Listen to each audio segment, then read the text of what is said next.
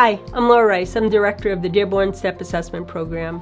One of the many questions I get is, what is STEP assessment going to do that the testing hasn't done, that the IEP hasn't done? And I think the differences are, first, the size. We're really small. We have 8 students in each classroom. I have a special ed teacher in each classroom. We have a support person in the classroom. And then we have clinicians that are in the classroom. So the classroom has a lot of adults that are wanting to be creative and curious and figure out, like, how do we help you? What do you need? Let's figure it out together.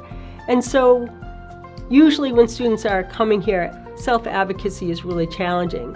So we are very observant, trying to say, like, if you're tapping on the desk, what does that mean? So we don't go over to the student and say, hey, can you stop tapping on the desk? We say, hey, I'm just wondering, do you need me? Is there something I can do to be helpful?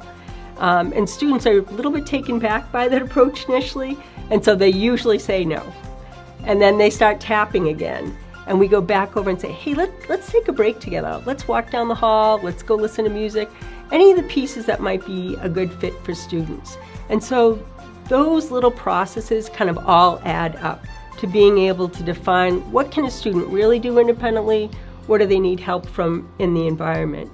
And so when you're looking at an assessment, you really need those idiosyncrasies that attach to the IEP, that can attach to the testing, but being more descriptive on how the environment is going to accomplish that and what can the student actually do. And when you're this small, that ability to make things change, tweak them as you need to, is very easy. And we talk about students at the end of every day to figure out, what can we do different tomorrow?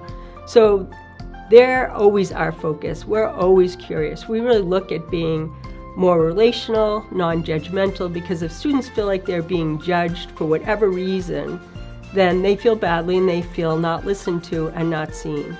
And so as we put all our components together, if you think of a student as a big puzzle, our goal is to try to start putting the pieces together in the center of the puzzle to allow the students to have more self-esteem, have more ability to access self-advocacy, to feel like they can take some of the academic and social risks and not feel like if it doesn't work out that it's a failure, that we will help them learn, like, there are pieces to everything that indicate you were successful.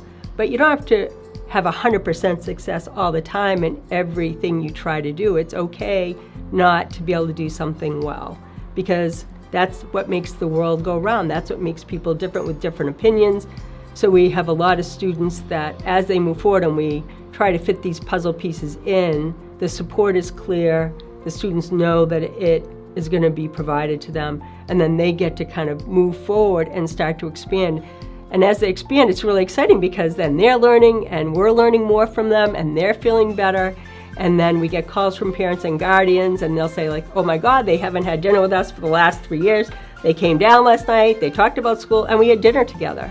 And so as students feel like they can be themselves and feel more centered, they are going to be more expansive in how they do things, and it's really exciting. And we get really excited, and we're very lucky that parents and guardians always call and say, guess what, this happened, this was awesome. And that's kind of what makes it different, putting all those pieces together.